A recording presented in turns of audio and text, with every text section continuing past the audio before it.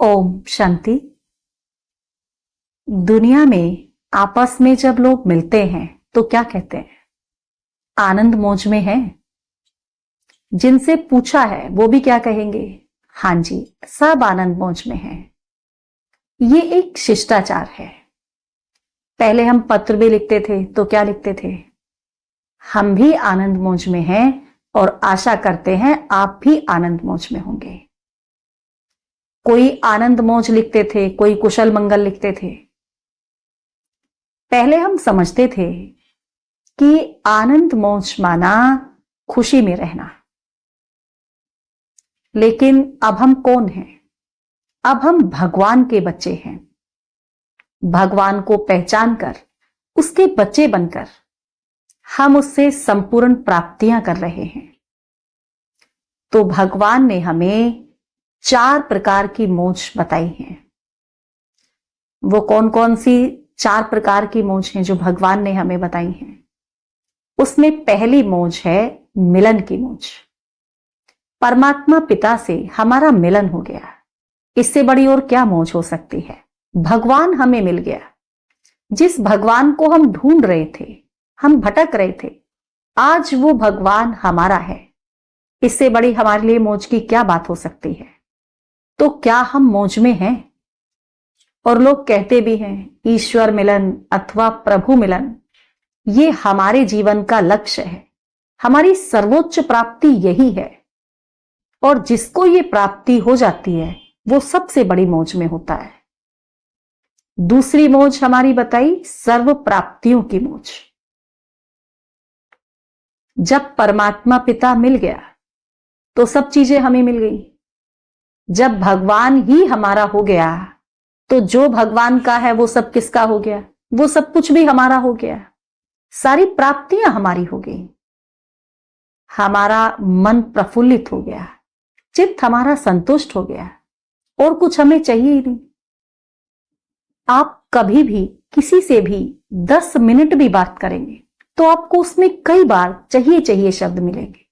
हमें ये चाहिए, उस व्यक्ति में ये होना चाहिए, सरकार को ये करना चाहिए, आजकल की दुनिया में ये होना चाहिए। लेकिन जो मौज में होगा उसे तो यही अनुभव होगा कि उसे तो सब प्राप्तियां हो गई, मेरी सब मनोकामनाएं पूरी हो गई, मेरा मन संतुष्ट है, कोई चीज मुझे चाहिए ही नहीं, और जो मुझे चाहिए था वो मुझे मिल गया। पाना था सो पा लिया। और तीसरी मौज है समीपता की मौज। जिन्होंने परमात्मा पिता को पा लिया वो समझेंगे कि मैं परमात्मा पिता के समीप हूं, और वो सदा इसी नशे में रहेंगे कि परमात्मा पिता मेरा है, मैं सदा उनके साथ रहता हूं और हर संबंध उनके साथ हम निभाएंगे, हर संबंध उनके साथ जिएंगे और इस बात के नशे में रहेंगे कि वो मेरा है।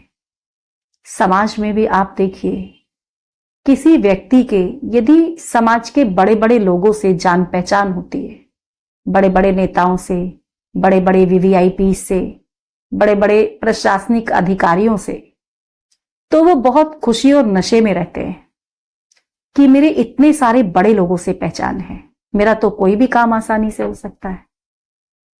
तो इसी प्रकार जिनकी परमात्मा शिव से, उनके गुणों से, उनके कर्तव्यों से, स्वभाव और संस्कारों से जो उनके समीप हैं, उनकी तो मौज ही मौज है। चौथी है समान बनने की मौज। जो हर समय परमात्मा पिता के समीप रहेंगे, उनके साथ रहेंगे, सर्व संबंध उनके साथ जिएंगे, हर समय उनके साथ का अनुभव करेंगे, तो उनके संग का रंग तो जरूर लगेगा। तो फिर उनमें ऑटोमेटिकली वो ईश्वरीय गुण आ जाएंगे और वो बाप समान बन जाएंगे। जैसे हम प्रार्थना करते हैं कि हे प्रभु आप दयालु हो, कृपालु हो, दुख हरता हो, सुख करता हो, लेकिन अब यही गुण हमारे में खुद में आ जाएंगे, ये गुण हमारे अपने हो जाएंगे। हमारे अपने जीवन में इन गुणों की धारणा हो जाएगी, तो जैसे कि हम परमात्मा पिता के समान बन जाएंगे। जो बाप समान अर्थात परमात्मा पिता समान होगा वो तो मौज में रहेगा ही रहेगा।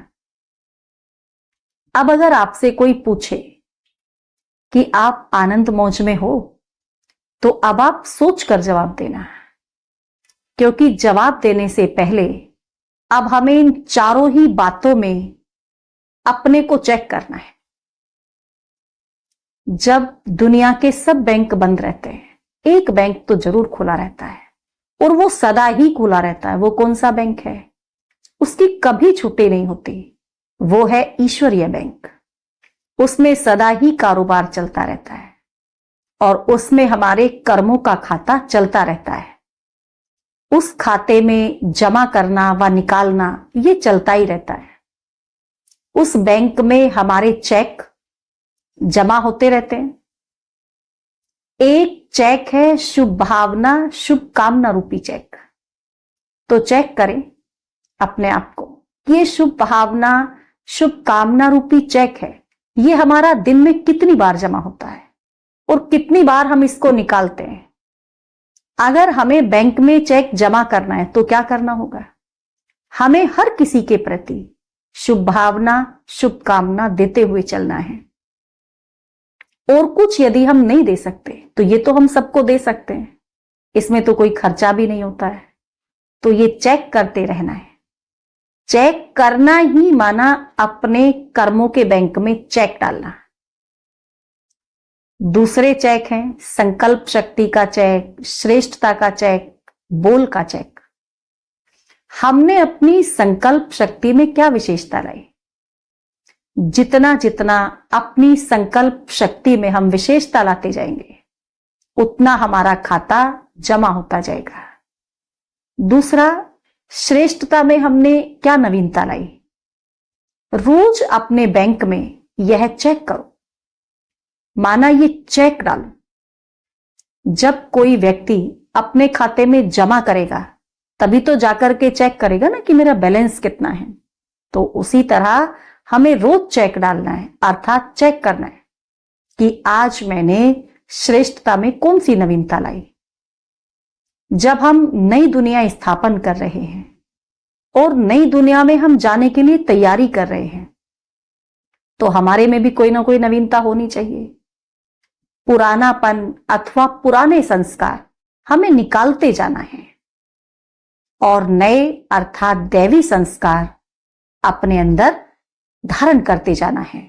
तो ये चेक करना है और ये चेक डालना है कि आज हमने कौन से नए संस्कार माना दैवी संस्कार अपने अंदर धारण किए, ये जमा होना चाहिए। और तीसरा, बोल में मधुरता, संतुष्टता और सरलता हमने कहां तक लाई, ये भी हमें चेक करना है।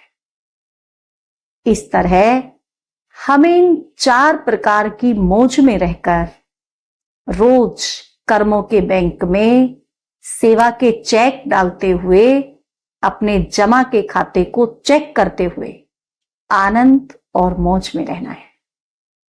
अच्छा, ओम शांति।